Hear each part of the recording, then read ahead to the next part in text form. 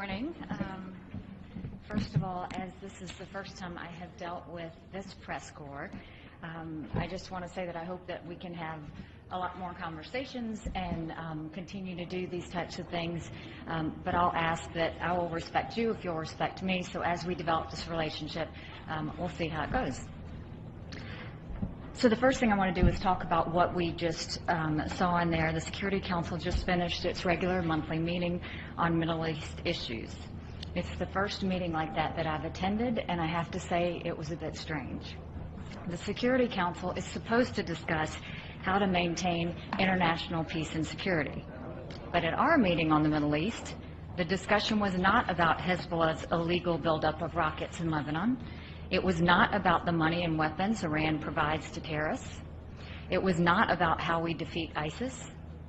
It was not about how we hold Bashar al-Assad accountable for the slaughter of hundreds and thousands of civilians.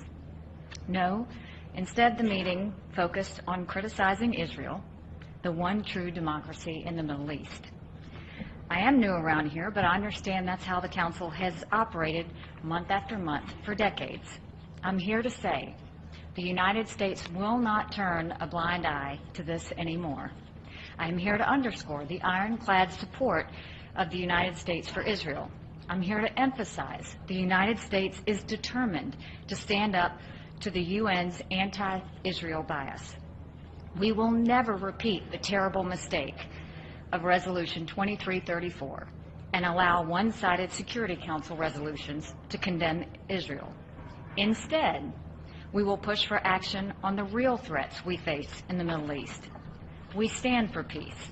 We support a solution to the Israeli-Palestinian conflict that is negotiated directly between the two parties, as President Trump reiterated in his meeting with Prime Minister Netanyahu yesterday.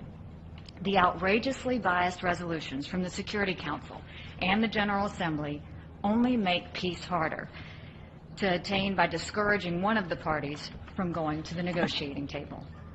Incredibly, the UN Department of Political Affairs has an entire division devoted to Palestinian affairs. Imagine that. There is no division devoted to illegal missile launches from North Korea. There is no division devoted to the world's #1 state sponsor of terror, Iran. The prejudiced approach to Israeli-Palestinian issues does the peace process no favors, and it bears no relationship to the reality of the world around us.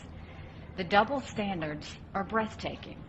Just a few days ago, the United States sought, unsuccessfully, to have the Security Council condemn a terrorist attack to Israel, where the terrorists opened fire on people waiting for a bus and then stabbed others.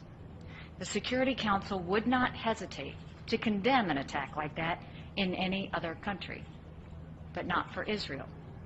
The statement was blocked, and that's downright shameful. Israel exists in a region where others call for its complete destruction, and in a world where anti-Semitism is on the rise. These are threats that we should discuss at the United Nations as we continue working toward a comprehensive agreement that would end the Israeli-Palestinian conflict. But outside of the UN, there is some good news. Israel's place in the world is changing. Israel is building up new diplomatic relationships. More and more countries recognize how much Israel contributes to the world.